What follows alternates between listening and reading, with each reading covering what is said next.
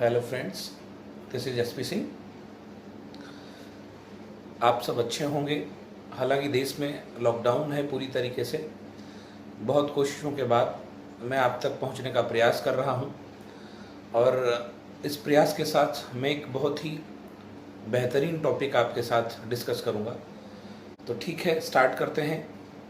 आज का टॉपिक सीखने के तत्व। देखते हैं इसे, सीखने के तत्व।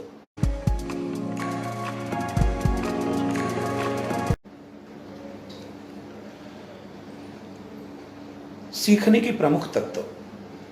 अगर हम आपसे सीखने की बात करें तो सीखना एक अनवरत चलने वाली प्रक्रिया है, लेकिन उस सीखने में कौन कौन से तत्व मुख्य भूमिका निभाते हैं उस पर चर्चा करते हैं। आप देखेंगे शायद ये टॉपिक आपके CTET के लिए बहुत ही इम्पोर्टेंट होगा, ख़ास तौर से जो MPTET या फिर रीट आ रहा है, इन एग्ज़ाम्स के लिए भी बेहतर होगा। अब हम बात करेंगे यहाँ पर सीखने के प्रमुख तत्वों में पहला सब टॉपिक्स है जो आपका थकान, दूसरा है दुश्चिंता, तीसरा है आदत और कुंठा। अब अगर यहाँ बात की जाए, ये सीखने के वो तत्व हैं जो सीखने को किसी न किसी रूप में अवश्य ही प्रभावित करते हैं। इनमें से एक एक करके हम डिस्कस करेंगे। तो सबसे पहले थकान को समझने की कोशिश करते हैं। थकान एक ऐसा तत्व है जो सीखने की प्रक्रिया को धीमा करता है। अब देखिए, थकान को अंग्रेजी में फटीग बोलते हैं और ये वो तत्व है जो किसी भी कंडीशन में सीखने की प्रक्रिया को धीमा कर देता है। अब ये होता कैसे है? थकान ऑक्सीजन के अभाव अथवा टॉक्सिक पदार्थों की उत्पत्ति, दो चीजें हैं आपको याद रखना है कि जब कभी हमारे कार्य क्षेत्र में ऑक्सीजन का अभाव होता है तो हमको थकान महसूस होती है, अथवा हमारी बॉडी में टॉक्सिक पदार्थों का बनना ये भी जिम्मेदार होता है बहुत कुछ थकान के लिए। तो याद रखेंगे, थकान ऑक्सीजन के अभाव अथवा टॉक्सिक पदार्थों की उत्पत्ति के कारण पैदा होती है। थकान मुख्य रूप से 3 प्रकार की मानी जाती है। अब अगर पूछा जाता कि थकान कितने प्रकार की होती है, तो थकान 3 प्रकार की होती है। पहला है मांसपेशिक थकान। अब समझिए इसे, मांसपेशिक का मतलब हुआ मस्कुलर, तो पहला टाइप इसमें आएगा मस्कुलर फटीग। दूसरा है संवेदनात्मक थकान, संवेदना सेंसरीज होता है, सेंसरी वेस्ट फटीग है। तीसरा है मानसिक थकान, जिसे मेंटल फटीग बोलेंगे। अब देखेंगे कि मानसिक थकान और संवेदनात्मक थकान को मनोविज्ञान में एक दूसरे से जुड़ा हुआ, एक दूसरे से मिला जुला माना जाता है और इसलिए इनके लिए शारीरिक थकान शब्द का प्रयोग किया गया है। अब यहाँ याद रखिएगा, अगर सवाल की दृष्टि से, क्वेश्चन की दृष्टि से अगर पूछा जा सकता है तो ये सवाल बन सकता है कि शारीरिक थकान में कौन कौन सी थकान सम्मिलित होती है। तो आप याद रखेंगे, पहला है मांसपेशिक थकान और दूसरा है संवेदनात्मक थकान। थकान उत्पन्न करने वाले कारणों को सामान्यतः 2 श्रेणियों में बांटा जाता है। अब यहां अगर पूछा जाता कि थकान उत्पन्न करने के कौन कौन से कारण हैं, तो आप याद रखें, थकान मुख्य रूप से 2 कारणों से उत्पन्न होती है। पहला है आंतरिक थकान। समझते हैं आंतरिक थकान क्या चीज होती है। आंतरिक थकान के अंतर्गत दांतों एवं जबड़ों की बनावट आती है। समझने का प्रयास करें, बहुत सारे लोग ऐसे होते हैं जिनके दांतों का आकार बेढंगा या बेडौल होता है। और दूसरा ये कि जबड़े की बनावट, जबड़े की बनावट भी थकान के लिए जिम्मेदार मानी गई है। दोषपूर्ण नेत्र, कभी कभी आंखों की बनावट भी जिम्मेदार मानी जाती है हमारी थकान के लिए। भोजन का स्तर एवं अपूर्ण निद्रा, दांतों एवं जबड़ों की बनावट दोषपूर्ण नेत्र, भोजन स्तर एवं अपूर्ण निद्रा को शामिल किया जाता है। आई होप ये चीज क्लियर हुई होगी। दूसरा है आपका बाह्य कारण। बाह्य कारणों के अंतर्गत अत्यधिक उत्तेजना, एक्स्ट्रा एक्साइटमेंट, अस्वस्थजनक वस्त्र, एक तो आया अत्यधिक उत्तेजना और दूसरा आया अस्वास्थ्यजनक वस्त्र, अनुपयुक्त रोशनदान,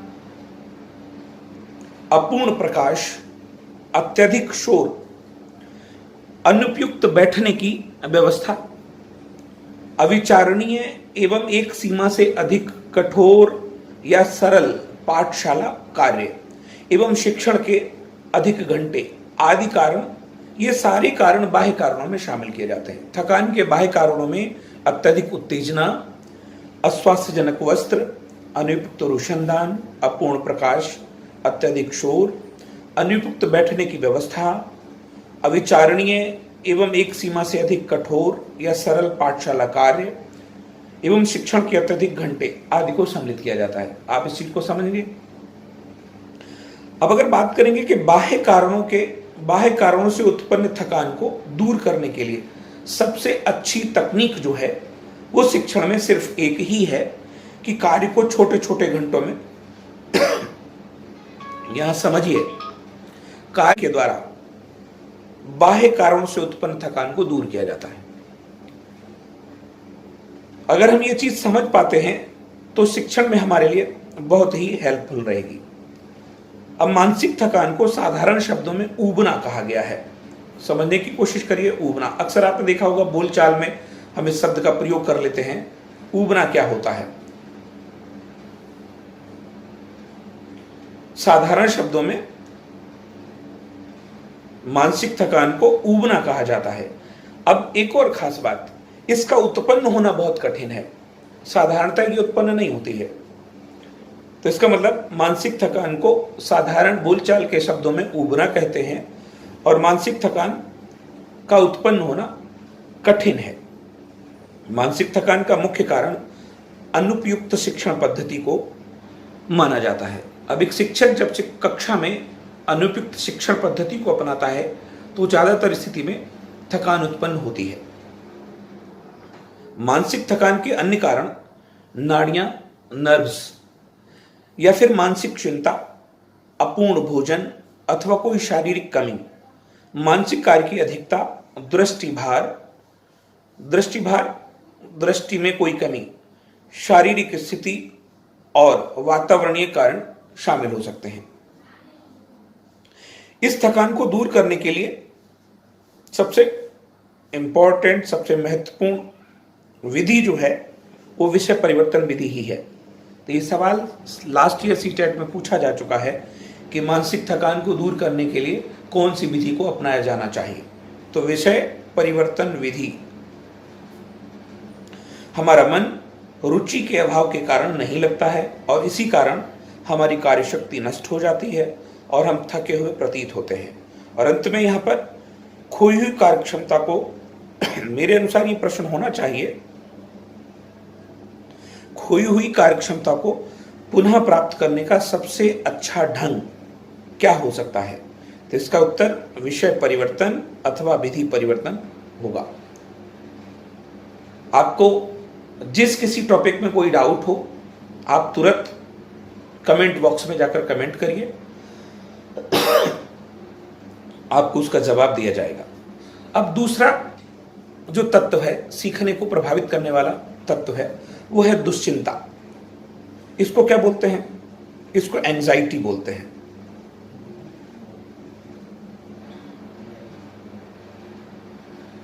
अक्सर आपने सुना होगा एंजाइटी, लोग बोलते हैं दुश्चिंता। ये चिंता से भी थोड़ा सा कह सकते हो, थोड़ा सा अलग। चिंता तो सार्थक हो सकती है लेकिन दुश्चिंता एक अजीब चीज है। तो देखते हैं दुश्चिंता क्या है। दुश्चिंता को अंग्रेजी में एंजाइटी बोलते हैं। वास्तव में ये पॉइंट बहुत इंपॉर्टेंट है।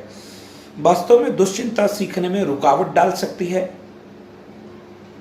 और सीखने को प्रेरित भी कर सकती है। यू मस्ट रिमेंबर, अक्सर देखा गया होगा दुश्चिंता को नेगेटिव वे में ही लेते हैं, लेकिन यहाँ समझने वाली बात है कि दुश्चिंता सीखने में रुकावट भी डाल सकती है और सीखने को प्रेरित भी कर सकती है। तो डियर स्टूडेंट्स, इस बात को समझने की कोशिश करिएगा। सवाल यहीं से बन सकता है कि सीखने का वह कौन सा तत्व है जो सीखने में रुकावट एवं सीखने को प्रेरित दोनों कर सकता है। तो आपका जवाब होगा दुश्चिंता। दुश्चिंता को एक प्रकार की रुकावट समझा जाता है। साधारण शब्दों में, हालांकि पहले पॉइंट पर हम ये बात कह चुके हैं कि दुश्चिंता सीखने में रुकावट और सीखने को प्रेरित दोनों कार्य करती है, लेकिन फिर दुश्चिंता को एक प्रकार की रुकावट ही समझा जाता है।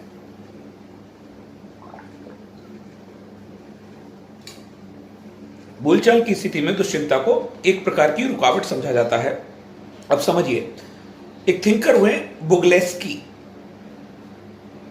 इनकी एक परिभाषा है कि शिक्षक का कार्य आवश्यक सीमा तक दुश्चिंता उत्पन्न करना है। अब समझने के लिए, बुगलेस्की का कहना है कि चिंता जब उत्पन्न की जाएगी तो वो प्रेरणा का भी कार्य करेगी, इसलिए एक शिक्षक का कार्य आवश्यक सीमा तक, इस बात को याद रखना है, अनावश्यक सीमा तक नहीं, एक आवश्यक सीमा तक दुश्चिंता उत्पन्न करना है। दूसरे विचारक हैं सुलीवन। सुलीवन के अनुसार दुश्चिंता संबंधी प्रारंभिक अनुभव शैशव काल में होते हैं। शिशु अपने माँ बाप से अपनी देखरेख, अपनी आवश्यकताओं को पूरा करने के लिए दुश्चिंतित होता है। इसलिए सुलीवन का कथन है कि दुश्चिंता संबंधी प्रारंभिक अनुभव शैशव काल में होते हैं। दुश्चिंता बालकों को आत्मनियंत्रण, पॉइंट इंपॉर्टेंट है, दुश्चिंता बालकों को आत्मनियंत्रण एवं आत्मनिरोध, समझिएगा, आत्मनिरोध क्या हुआ? Self control. आत्मनियंत्रण सेल्फ कंट्रोल ही है, सीखने के योग्य बनाती है। कॉक्स महोदय ने दुश्चिंता के 3 प्रकार बताए हैं। किसने? कॉक्स महोदय ने। आप याद रखेंगे कि कॉक्स महोदय ने दुश्चिंता के 3 प्रकार बताए हैं। पहला है उच्च स्तरीय दुश्चिंता। अब यहां समझने वाली बात, पहला जो बताया है उच्च स्तरीय दुश्चिंता, ये सबसे खराब प्रकार की दुश्चिंता मानी जाती है। दूसरा है मध्य स्तरीय दुश्चिंता, वेरी वेरी इंपॉर्टेंट, कि मध्य स्तरीय दुश्चिंता में ये पॉइंट बन सकता है कि सबसे अच्छी दुश्चिंता कौन सी होती है। दुश्चिंता भी क्या कभी अच्छी होती होगी? हाँ जी, कॉक्स महोदय का कहना है कि दुश्चिंता भी अच्छी होती है,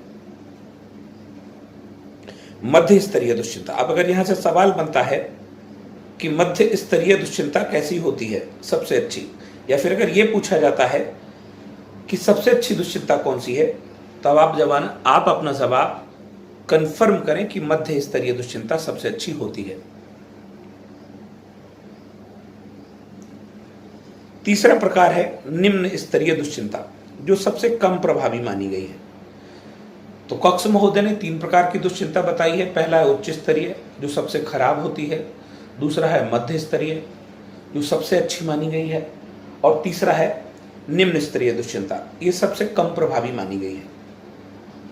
सबसे निम्न बुद्धि लब्धि समूह की दुश्चिंता सबसे अधिक होती है। इंपॉर्टेंट पॉइंट, अगर पूछा जाता है कि किस बुद्धि लब्धि समूह के छात्रों की दुश्चिंता सबसे अधिक होती है, तो यू मस्ट रिमेंबर निम्न बुद्धि लब्धि समूह के छात्रों की दुश्चिंता सीमा सबसे अधिक होती है। उच्च स्तरीय दुश्चिंता ज्ञानोपार्जन में, सीखने में बाधा उत्पन्न करती है। उच्च स्तरीय दुश्चिंता साधारण सीखने में सहायक तथा जटिल विषय वस्तु को सीखने में बाधक, कठिनाई उत्पन्न करती है। एक और इंपॉर्टेंट पॉइंट है दुश्चिंता परीक्षण। आप शायद इसको ढूंढ भी नहीं पाएंगे, जहां से ये पॉइंट उठाया है मैंने, कि दुश्चिंता को भी परीक्षण के द्वारा मापा जा सकता है, और वो स्केल है आपकी CMAS। वेरी वेरी इंपॉर्टेंट सवाल बन सकता है, CMAS, चिल्ड्रन मेडिकेस एंजाइटी स्केल, किससे संबंधित होती है? दुश्चिंता के परीक्षण से संबंधित होती है। इस स्केल का निर्माण फेलहुसन, क्लॉसमियर, ये 2 शिक्षा शास्त्री हैं, एक फेलहुसन है, दूसरे हैं क्लॉसमियर, इन्होंने इसका निर्माण किया है। यह परीक्षण दुश्चिंता, बुद्धि एवं ज्ञानोपार्जन का संबंध निकालने के लिए बनाया गया था। तो आप याद रखेंगे CMAS क्या है, या CMS से किससे संबंधित है? तो दुश्चिंता परीक्षण से संबंधित है, एंग्जाइटी एग्जामिन से संबंधित है, CMAS children medicate anxiety scale. Okay guys. Third जो तीसरा तत्व है वो है आपका आदत। अब ये भी आपने बहुत सुना हुआ होगा, आदत। आदत को हैबिट कहते हैं अंग्रेजी में।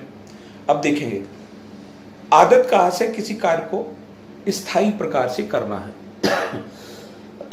स्थायी प्रकार का मतलब परमानेंटली। आदत एक ऐसा तत्व है, वेरी वेरी इंपॉर्टेंट, आदत एक ऐसा तत्व है जो सीखने का सहायक अथवा अवरोधक दोनों ही हो सकता है। अब आदत भी समझिए, आदत भी दो प्रकार से अंडरस्टैंड करिए, सीखने में सहायक होती है और अवरोध भी उत्पन्न करती है। आदत चेतन स्तर से बनना आरंभ होती है, परंतु बार बार अभ्यास के कारण स्वतः संचालित होने लगती है। समझिए, आदत कहां से बनना आरंभ होती है? आदत चेतन स्तर से बनना आरंभ होती है। ये चेतन वही है जिसका जिक्र मनोविश्लेषणवाद में किया गया है। आदत चेतन स्तर से बनना आरंभ होती है, परंतु बार बार अभ्यास के कारण स्वतः संचालित होने लगती है। आदत सीखने में महत्वपूर्ण भूमिका निभाती है। आदतें स्वयं सीखी जाती हैं। वेरी वेरी इंपॉर्टेंट पॉइंट, आदतें कैसे सीखी जाती हैं? सीटेट का सवाल है ये। आदतें स्वयं सीखी जाती हैं। आदतें हमारी प्रकृति के दो मुख्य तत्वों पर निर्भर करती हैं। पहला है लचीलापन और दूसरा है धारण करने की शक्ति। आदत की एक महत्वपूर्ण विशेषता यह है कि यह एक बार जब बन जाती है तो प्रक्रिया बहुत कुछ स्वमेव, अपने आप, स्वमेव का मतलब सेल्फ, अपने आप हो जाती है, जिसमें विचार और इच्छा की कोई आवश्यकता नहीं होती है। इसीलिए इसे आदत कहा जाता है। बिना सोचकर, बिना किसी इच्छा के भी ये अपने आप घटित होती है, इसलिए इसको आदत कहते हैं। आदत के मुख्य रूप से 4 प्रभाव बताए गए, इंपैक्ट बताए गए। पहला है आदत कार्य को सरल बना देती है। दूसरा है आदत कार्य को अधिक सही बनाती है। तीसरा है आदत थकान कम कर देती है। थकान आप अभी पढ़कर आए हैं। आदत कार्य के लिए चेतन ध्यान की आवश्यकता को कम कर देती है। ये 4 ऐसे प्रभाव हैं जो किसके द्वारा उत्पन्न होते हैं? आदत से उत्पन्न होते हैं। तो आप शायद समझ पा रहे होंगे आदत भी कितनी इंपॉर्टेंट होती है। इसमें लास्ट जो तत्व है जो सीखने को प्रभावित करता है वो है आपका कुंठा। सीटेट वाले बच्चे खास तौर से ध्यान दें, फ्रस्ट्रेशन, बहुत बार ये शब्द प्रयोग किया गया है, कुंठा कुंठा कुंठा। कुंठा को अंग्रेजी में फ्रस्ट्रेशन बोलते हैं। और फ्रस्ट्रेशन क्या है?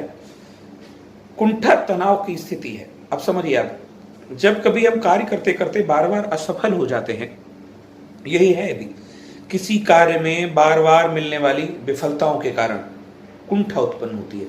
अभी आप कोई एग्जाम बार बार दे रहे हो और अगर वो एग्जाम क्लियर नहीं हो पा रही है तो आप फ्रस्ट्रेटेड हो जाते हो उस चीज को लेकर। तो इसका मतलब कुंठा तनाव की स्थिति होती है। किसी कार्य में बार बार मिलने वाली विफलताओं के कारण कुंठा उत्पन्न होती है। तो याद रखेंगे कुंठा कब उत्पन्न होती है। कुंठा के कारण व्यक्ति कार्य को छोड़कर भागना चाहता है। समझिए, आप कार्य को बीच में ही छोड़, बिना कंप्लीट किए हुए ही बीच में भागना चाहता है। कुंठा बहुत कुछ लालसा धरातल पर निर्भर करती है। आपकी एक्सट्रीम बहुत ज्यादा है, आप बहुत कुछ पाना चाहते हो लेकिन आप उसके लिए कार्य नहीं कर रहे हो, तो वो सब रीजन वो तैयार हो जाएंगे कुंठा के लिए। ओके गाइस, आई होप ये चारों तत्व आपको समझ में आए होंगे। अब इससे संबंधित महत्वपूर्ण प्रश्न है, मैं 10 प्रश्नों को आपके बीच में लेकर आया हूं डिस्कशन करने के लिए। आप उम्मीद है आपको प्रश्नों का सेशन भी अच्छा लगेगा। मैं बीच में आपको याद दिलाना चाहता हूं कि अगर ये लेक्चर आपको अच्छा लगता है तो चैनल को लाइक, सब्सक्राइब और शेयर जरूर करिएगा। अपने कमेंट मुझे कमेंट बॉक्स में देते रहिएगा। चलिए देखते हैं प्रश्न। सबसे पहला प्रश्न है आपका कि सीखने का वह तत्व जो सीखने की गति को धीमा कर देता है। समझिए आप इस चीज को, सीखने का वह तत्व जो सीखने की गति को धीमा कर देता है। ऑप्शंस आर अवधान क्या है? अटेंशन है। साइकोलॉजी में बहुत सारे बच्चे इस शब्द को लेकर कंफ्यूज होते हैं कि अवधान क्या है। अवधान साधारण शब्दों में ध्यान बोला जाता है। अंग्रेजी में इसके लिए शब्द का प्रयोग अटेंशन का किया गया है। तो पहला ऑप्शन है आपका अवधान, दूसरा है अंतर्नोद ड्राइव, तीसरा है आवश्यकता और चौथा है दुश्चिंता। आई होप आप समझ गए होंगे इस सवाल का जवाब। सही आंसर है डी, दुश्चिंता। सीखने का वह तत्व जो सीखने की गति को धीमा कर देता है दुश्चिंता कहलाता है। दूसरा प्रश्न है, मानसिक थकान को दूर करने के लिए अपनाया जा सकता है। Very very important question.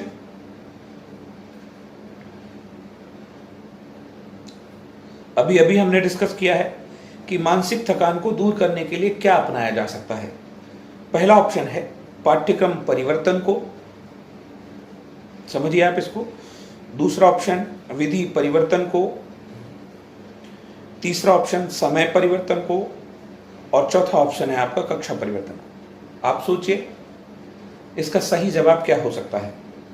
अगर पीछे आप समझ कर आए होंगे, इस लेक्चर को अगर आपने सही से समझा होगा तो आई होप बहुत आसान शब्दों में इस सवाल को जवाब दे सकते हैं आप।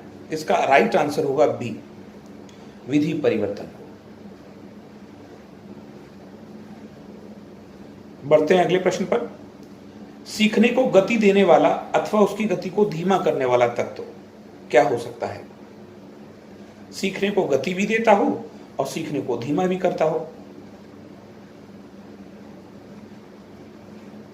सोचकर बताइए ऐसा कौन सा तत्व है जो सीखने को गति भी देता हो और सीखने को धीमा भी करने वाला तत्व हो। ऑप्शन ए आदत, ऑप्शन बी थकावट, ऑप्शन सी प्रणोद, ऑप्शन डी उद्दीपन। आसान सा जवाब है ये, आदत। बढ़ते हैं अगले प्रश्न पर। अगला प्रश्न है, सीखने में एक प्राथमिक तत्व है।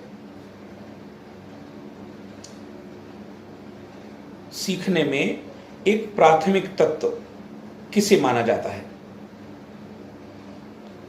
Option A Avdhan, option 2 दुश्चिंता, option 3 थकान, ऑप्शन 4 आदत। आप लोग गैस करिए। इस प्रश्न का सही जवाब होगा ए अवधान, ध्यान। अगला प्रश्न देखिए, खोई हुई कार्यक्षमता को पुनः प्राप्त करने का सबसे अच्छा ढंग है। खोई हुई कार्यक्षमता को, बहुत बहुत इंपॉर्टेंट क्वेश्चंस हैं ये सारे क्वेश्चंस मैंने स्वयं ही तैयार किए हैं। खोई हुई कार्यक्षमता को पुनः प्राप्त करने का सबसे अच्छा ढंग क्या हो सकता है। कक्षा परिवर्तन, कालांश परिवर्तन, विषय परिवर्तन, उपरोक्त में से कोई नहीं। इस प्रश्न का सही जवाब है सी, विषय परिवर्तन।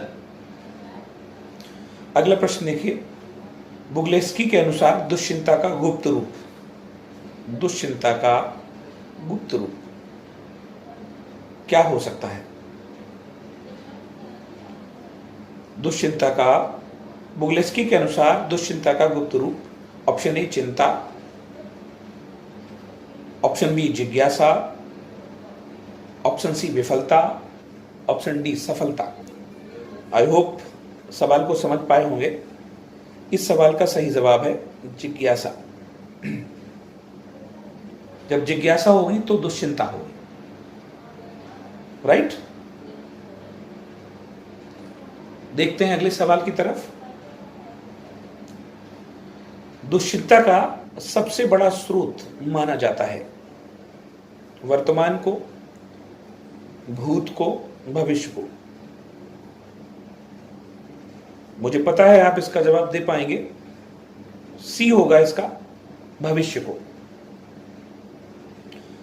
अगला प्रश्न देखते हैं, दुश्चिंता के प्रभाव का पता लगाने के लिए चलचित्र संबंधी परीक्षण, ये इंपॉर्टेंट है। चलचित्र, मोशन पिक्चर परीक्षण किसके द्वारा किया गया है। ऑप्शन ए एंडरसन के द्वारा, सॉरी एंडरसन नहीं होगा इसका सी होगा, एलिसस एलिशन एवं एज। अगर पूछा जाता दुश्चिंता के प्रभाव का पता लगाने के लिए चलचित्र संबंधी परीक्षण किसके द्वारा किया गया है, तो इसका सही जवाब होगा सी, एलिशन एवं एज। अगला क्वेश्चन देखते हैं, CMAS स्केल संबंधित है। पढ़ चुके हो आप, दुश्चिंता से संबंधित है, ये दुश्चिंता के परीक्षण से संबंधित है। और लास्ट प्रश्न है आपका, आदत निर्माण के नियम किसके द्वारा प्रतिपादित किए गए हैं? विलियम जेम्स इसका सही जवाब होगा।